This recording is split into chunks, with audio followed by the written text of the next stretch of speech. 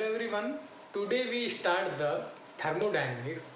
जो आपका thermodynamics subjects है, ये मैकेनिकल इंजीनियरिंग के लिए बहुत ही इंपॉर्टेंट सब्जेक्ट है। मैकेनिकल इंजीनियरिंग स्टूडेंट के लिए बहुत ही इंपॉर्टेंट सब्जेक्ट है। उसके बारे में हम लोग डिस्कस करेंगे।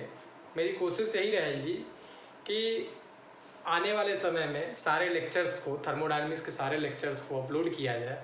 अगर आपको अच्छा लगेगा, आप ज़्यादा से ज़्यादा सब्सक्राइब करेंगे, लाइक करेंगे, तो मेरा हिम्मत बना रहेगा और ज़्यादा से ज़्यादा मैं इस लेक्चर को कंटिन्यू कर सकूँगा। ठीक है, तो थर्मोडायनेमिक्स में हम लोग बेसिक्स से अब स्टार्ट करेंगे। स्टार्टिंग से बेसिक्स से स्टार्ट करेंगे। ठीक है, तो थर्मोडायनेमिक्स,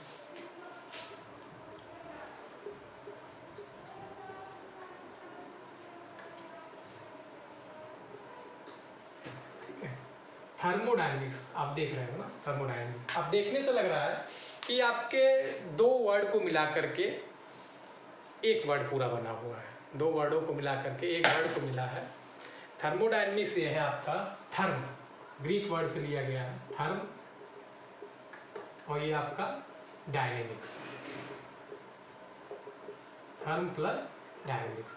थर्म मतलब क्या होता है? हीट, और डायनेमिक्स मतलब क्या होता है? वर्क। ठीक है, तो थर्मोडायनेमिक्स क्या है? It is a science in which convert the heat into work. ठीक है, अब यहाँ पे हम लोग क्या कर रहे हैं? हीट को हम लोग वर्क में कन्वर्ट कर रहे हैं। तो क्या बताइए कि क्या हीट जो है वो कंप्लीटली वर्क में कन्वर्ट हो सकता है? बताइए, हीट जो है कंप्लीटली वर्क में कन्वर्ट हो सकता है? नहीं, क्योंकि अगर हम किसी सिस्टम में हीट देते हैं तो उस सिस्टम में कुछ वर्क होता है, और साथ ही उस सिस्टम की इंटरनल एनर्जी इंक्रीज करती है। ठीक है, समझ में आ गया कि हीट जो देने पे कुछ सिस्टम क्या होता है? वर्क में कन्वर्ट होता है, और कुछ उसकी इंटरनल एनर्जी इंक्रीज करती है। क्लियर? अब हम लोग वर्क पे आते हैं। ठीक है, क्या वर्क को हम लोग कंप्लीटली हीट में कन्वर्ट कर सकते हैं? बताइए, जैसे मान लीजिए कि कोई फैन रोटेट कर रहा है। फैन जब रोटेट करता है तो क्या आपका मैकेनिकल एनर्जी वर्क होता है। तो जब वर्क आपका हो रहा है, ठीक है, तो उसकी अब देखोगे, जब फैन आपका रोटेट कर रहा है, वर्क आपको मिल रहा है, तो आप देखोगे क्या हो, कुछ समय बाद उसका टेम्परेचर इंक्रीज कर जाता है। मतलब कि जो हम लोग वर्क दे रहे हैं वो हमारा हीट में कन्वर्ट हो जाता है। ठीक है, देखोगे आपका जो टेम्परेचर उसका इंक्रीज कर जाए। जैसे मान लीजिए पहले 10 डिग्री था, आप देखोगे 10 मिनट बाद हो सकता है 30 हो जाए, हो सकता है 40 हो जाए। देख रहे हो, टेम्परेचर चेंज से ही आप हीट को जान सकते हो। ठीक है, तो हम लोगों ने वर्क किया, वर्क करने से क्या हुआ? हीट हमको मिल गया। ठीक है, तो हम देख सकते हैं कि जो वर्क है उसको हम लोग कंप्लीटली हीट में कन्वर्ट कर सकते हैं, लेकिन हीट को कंप्लीटली वर्क में हम लोग कन्वर्ट नहीं कर सकते हैं। किसी सिस्टम में अगर हम लोग हीट देंगे तो पहले क्या होगा? उस सिस्टम में कुछ वर्क होगा, और उसके बाद से उसकी इंटरनल एनर्जी भी इंक्रीज करेगी। ठीक है, हाँ, ये भी आप आगे बताया जाएगा आपको कि बहुत सारे सिस्टम ऐसे होते हैं कि जहाँ पे हम लोग हीट देते हैं, ठीक है, लेकिन इंटरनल एनर्जी आपकी डिक्रीज होती है। बहुत सारे कुछ ऐसे सिस्टम हैं, ऐसा सिस्टम एक है जहाँ पे हम लोग हीट देते हैं और वर्क हमको ज़्यादा मिलता है। ठीक है, हीट हम लोग मान लीजिए कि 6 जूल दिया।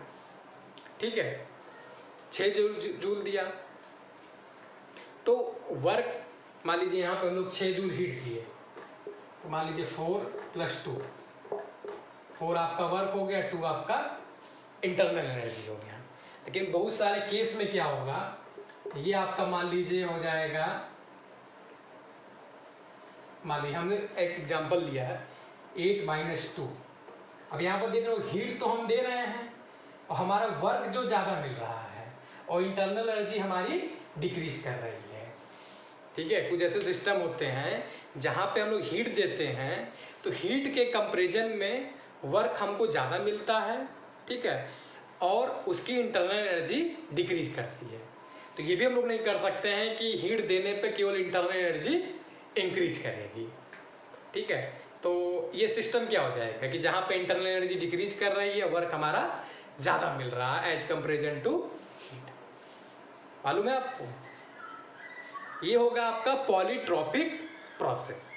पॉलीट्रॉपिक प्रोसेस में इसीलिए वहाँ पे क्या हो जाए, स्पेसिफिक हीट जो होती है वो आपकी निगेटिव होती है। हम उसके बारे में डिस्कस करेंगे, बहुत ही हम उसके बारे में हम लोग डिटेल में उसके बारे में आप डिस्कस करेंगे, लेकिन हमने एक थोड़ा सा ओवरव्यू दे दिया आपको समझने के लिए, ठीक है। अब देखिए थर्मोडायनेमिक्स में हम लोग सिस्टम के बारे में देखेंगे, ठीक है। थर्मोडायनेमिक्स में सिस्टम के बारे में हम लोग देखेंगे। अगर हम लोग जनरल सिस्टम के बारे में बात करें तो जैसे एक सिस्टम आपका कंट्री भी हो सकता है, ठीक है, एक बिग टाउन भी हो सकता है, ठीक है, एक मेट्रो सिटी भी हो सकता है, ठीक है, एक विलेज भी हो सकता है, एक स्मॉल टाउन भी हो सकता है। वो हमारी स्टडी पे है कि हमारी स्टडी का दायरा क्या है। जैसे मान लीजिए हम लोग कंट्री के बारे में देखेंगे तो कंट्री में हम लोग देखेंगे भाई, अगर मान लीजिए कि वहाँ पे कई रिलीजन के लोग हैं तो वहाँ पे देखेंगे इस रिलीजन के लोग कितने हैं, इस रिलीजन के लोग कितने हैं, उनका एजुकेशन क्या है, ठीक है ठीक है, उनमें मेल कितने हैं, उनमें फीमेल कितने हैं, उनका एजुकेशन क्या है, ठीक है, ये सब हम लोग देखेंगे, ठीक है। ये सब हम लोग देख सकते हैं, एजुकेशन देख सकते हैं, कई तरह की चीज़ें हम लोग उसमें देख करके उसको क्लासीफाइड कर सकते हैं, ठीक है। लेकिन हम लोग थर्मोडायनेमिक्स में अगर हम लोग देखेंगे तो यहाँ पे क्या सिस्टम हो सकता है, बताइए क्या सिस्टम हो सकता है, ठीक है। यहाँ पे हम लोग गैसियस सिस्टम के बारे में हम लोग बात करेंगे। गैसियस सिस्टम हो गया, एयर हो गया, एयर भी एक तरह से क्या है, सुपर हीटेड स्टीम है, ठीक है, गैसियस सिस्टम हम लोग ले लिया। अब हम लोग मान लीजिए गैसियस सिस्टम देखेंगे, मान लीजिए किसी कंटेनर में या किसी बीकर में गैसियस सिस्टम रखा हुआ है, ठीक है, गैसियस सिस्टम आपका रखा हुआ है, तो कैसे उसको हम लोग जाने, मतलब उसकी प्रॉपर्टी, भाई प्रॉपर्टी देखेंगे हम लोग उसके बारे में। अगर किसी के बारे में हमको कुछ जानना है तो उसके बारे में जानेंगे कि वो क्या करता है, क्या नहीं करता, कितना पढ़ा लिखा है, तो उसकी क्या एक तरह से प्रॉपर्टी है। तो गैस के बारे में अगर हम लोग स्टडी कर रहे हैं तो उससे क्या जानेंगे कि वो किस प्रेशर पे है, किस टेम्परेचर पे है और किस वॉल्यूम पे है, यही देखेंगे हम लोग। प्रेशर, टेम्परेचर, वॉल्यूम और भी बहुत सारी चीज़ें, इंटरनल एनर्जी भी हो सकती है, इंथैल्पी भी हो सकती है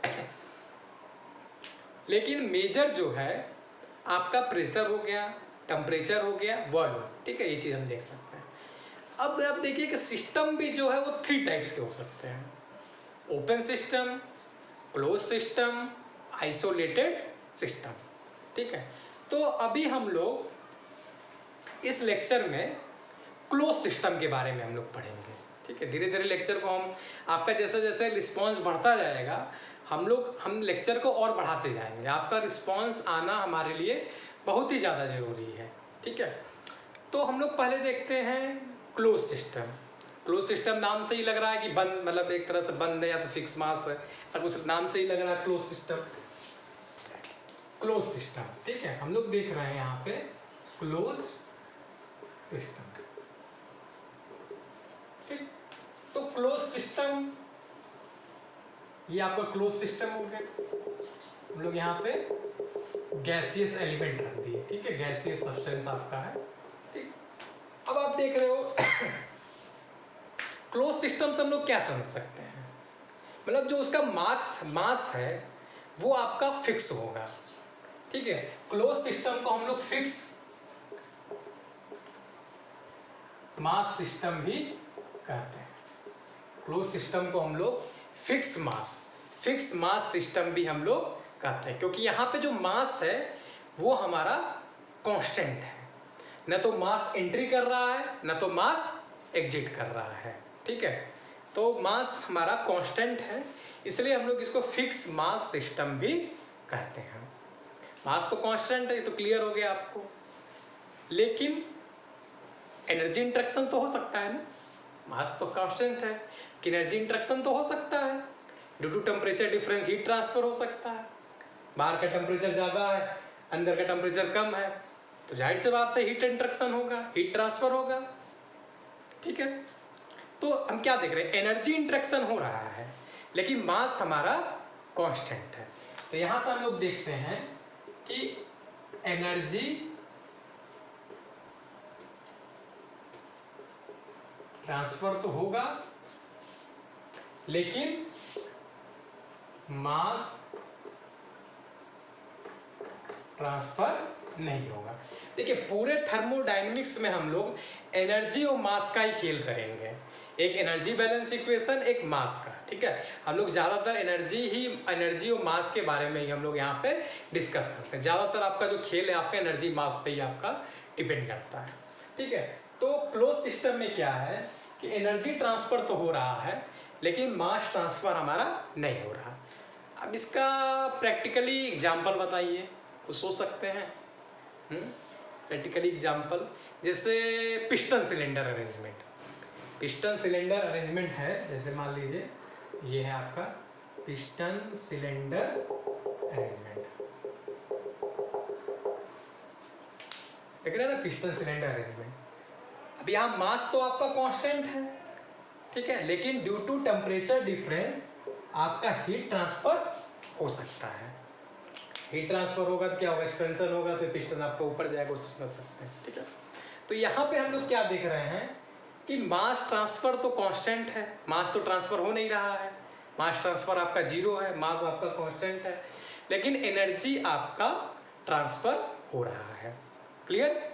तो एनर्जी ट्रांसफर होगा लेकिन मास ट्रांसफर आपका 0 होगा, ठीक है। अब यहाँ पे देखिए, अब मान लीजिए सिस्टम के बारे में आपको स्टडी, सिस्टम का मतलब क्या होगा, एक क्लोज स्पेस है, ठीक है, जहाँ हम लोग उस सिस्टम की प्रॉपर्टी के जो भी आपका सब्सटेंस उसमें है उसकी प्रॉपर्टी के बारे में हम लोग अध्ययन करेंगे, ठीक है। जैसे मान लीजिए कि यहाँ पे ये गैस रखा हुआ, तो इसकी प्रॉपर्टी क्या हो जाएगी, प्रेशर हो जाएगा। मान लीजिए P1 हो गया, T1 हो गया, V1 हो गया, ठीक है। मान लीजिए हीट ट्रांसफर किए तो क्या होगा, P1 क्या हो जाएगा, P1 चेंज हो जाएगा, P2 हो जाएगा, टेम्परेचर भी इंक्रीज कर जाएगा, T2 हो जाएगा, लेकिन लेकिन लेकिन लेकिन लेकिन वॉल्यूम आपका कांस्टेंट रहेगा।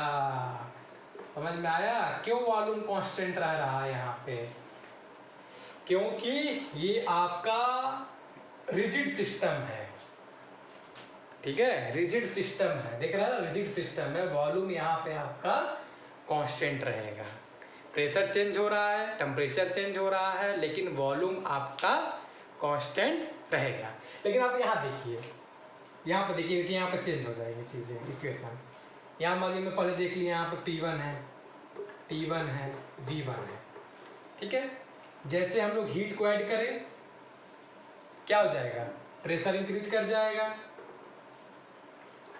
ठीक है, टेम्परेचर भी आपका इंक्रीज कर जाएगा,